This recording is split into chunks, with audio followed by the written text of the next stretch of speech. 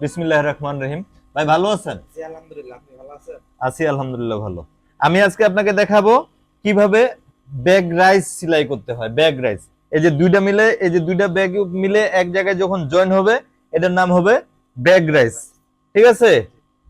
এটা কিন্তু fit of the মেশিনে করতে হয়, সবসময় ফিট অফ দা মেশিনে সেলাই করতে হয়। যদি ফোল্ডারে হয় ফোল্ডারে, না হয় ওভারলকে সেলাই হওয়ার পরে আবার বললাম।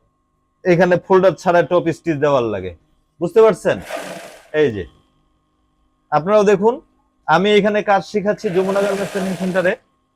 কিভাবে আমি কাজ শিখাই, এই যে এই দুইটা পয়েন্ট এক জায়গায় হবে, দুইটা পয়েন্ট এক জায়গায় মিলবে, মিলাইতে হবে, মিলাইতে হবে। কিভাবে করতে হয়, কিভাবে সেলাই করতে হয়, বেশিক্ষণ সময় দেওয়া যাবে না।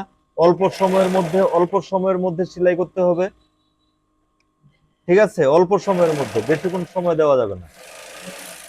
এই যে সেলাই হয়ে গেল। এটা হইলো ব্যাগ রাইস। ঠিক আছে? এই যে এখানে এটা যেটা সেলাই হইলো, প্রথমে যেটা সেলাই দিলাম ওটা হইলো ব্যাগ ইউ, আর এটা হইলো ব্যাগ রাইস। এইভাবে আমি কাজ শিখাই যমুনা গার্মেন্টস ট্রেনিং সেন্টারে। তাই আপনারা আসুন যমুনা গার্মেন্টস ট্রেনিং সেন্টারে কাজ শিখুন, অপারেটর হন আর বেকারত্ব দূর করুন। এখানে গার্মেন্টস মেশিনের সাহায্যে পুরুষ ও মহিলাদের কাজ শেখানো হয়। কাজ শেখানোর পরে বিভিন্ন ফ্যাক্টরিতে চাকরির জন্য সহযোগিতা করা হয়।